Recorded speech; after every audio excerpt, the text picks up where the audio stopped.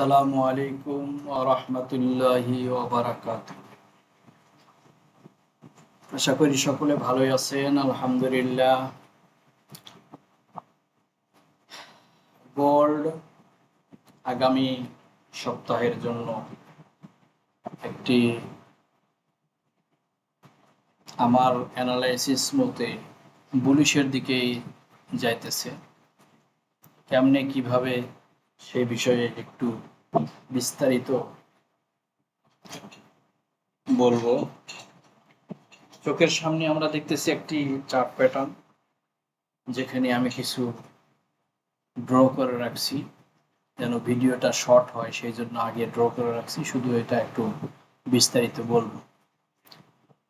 তো মার্কেট বেশ কিছুদিন ধরে এই জায়গা থেকে নামতেছে, উঠতেছে, নামতেছে, উঠতেছে, ডাউন আপ, ডাউন আপ হতে হতে এই জায়গাতে আসা একটি সাপোর্ট লেভেলে চলে এসেছে। এখানে আমরা দেখছিলাম একটা সাপোর্ট লেভেল। ঠিক এই সাপোর্ট লেভেলে আসার পরে একটা ডব্লিউ প্যাটার্নের মতো তৈরি করছে, করার পরে ঠিক উপরের দিকে উঠে গেছে। তো সাধারণত এর আগেও দেখছি আমরা এখানে একটা ডব্লিউ প্যাটার্ন তৈরি করার পর এখান থেকে রিটেস্ট করে মার্কেটটা উঠে গেছে। ঠিক এখানেও ওইরকম মনে হইতেছে যে এরকমভাবে higher low, higher high, higher low, higher high, higher low, higher high এরকম করতে করতে মার্কেটটা বর্তমান এই জায়গাতে এসে আছে। আমরা D1 টাইম ফ্রেমে দেখতেছি। এখন এই মার্কেটটা সাধারণত এখান থেকে এই পর্যন্ত, অর্থাৎ 4,400 বা 4,300 এই পর্যন্ত মার্কেটটা যাওয়ার সম্ভাবনা আছে। কেন?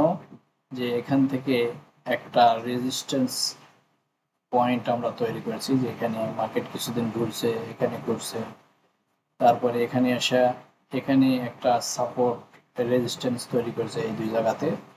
তো এখানে ডব্লিউ প্যাটার্ন তৈরি করার পরে এখন মার্কেটটা যদি আপ ট্রেন্ডের দিকে যেতে চায়, তাহলে এই পর্যন্ত প্রথম তার টার্গেট হতে পারে।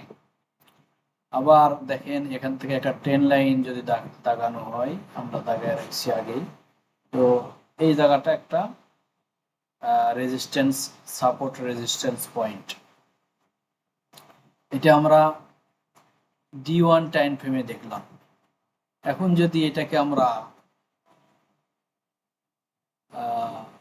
H4 এ দেখি, তাহলে আমরা মার্কেট মোটামুটি এরকম পাই।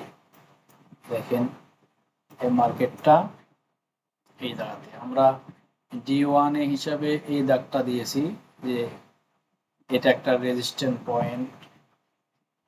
মার্কেটটা এরকম higher low, higher high, higher low, higher high, higher low করতে করতে এই পর্যন্ত এসেছে। এখানে একটা রেজিস্ট্যান্স পয়েন্টে মার্কেটটা বর্তমান দাঁড়িয়ে আছে।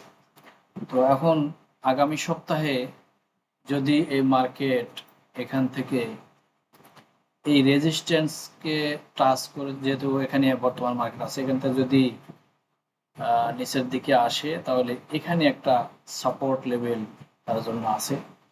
এই সাপোর্ট লেভেল পর্যন্ত আসতে পারে মার্কেট।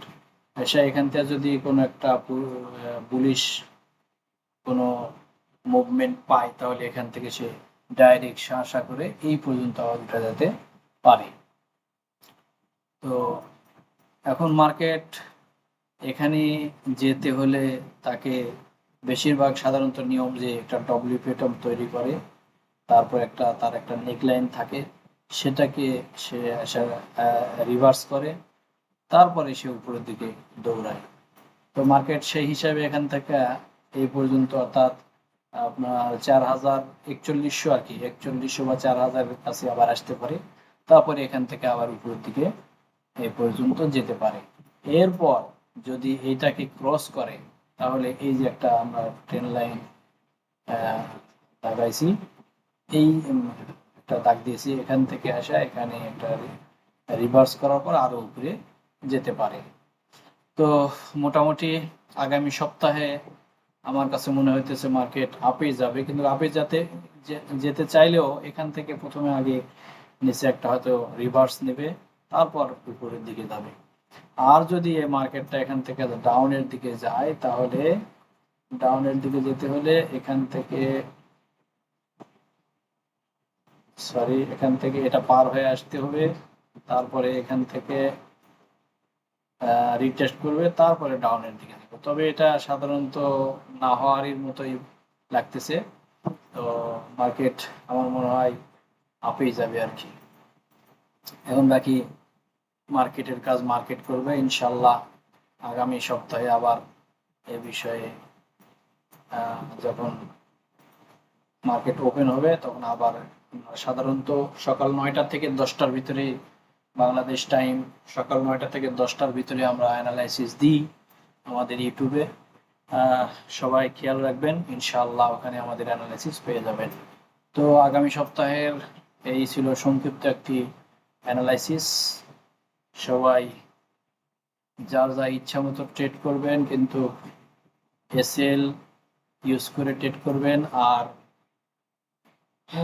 নিজের টাকা যেন না হারায় সেই জন্য লট সাইজ ছোট রাখার চেষ্টা করবেন। এটাও খুব একটা ইম্পর্টেন্ট জিনিস, যে একবার ক্যাপিটাল হারিয়ে গেলে, অর্থাৎ আপনার ব্যালেন্স যদি হারা যায়, পরবর্তীতে তার ট্রেড করতে পারবেন না। আর যদি ছোট লটে ট্রেড করেন, তাহলে দেখা গেল আপনার ব্যালেন্স থাকলে আস্তে আস্তে আস্তে আস্তে আবার গ্রো করতে পারবেন। সবাই ভালো থাকবেন। আসসালামু আলাইকুম ওয়া রাহমাতুল্লাহি ওয়া বারাকাতুহু।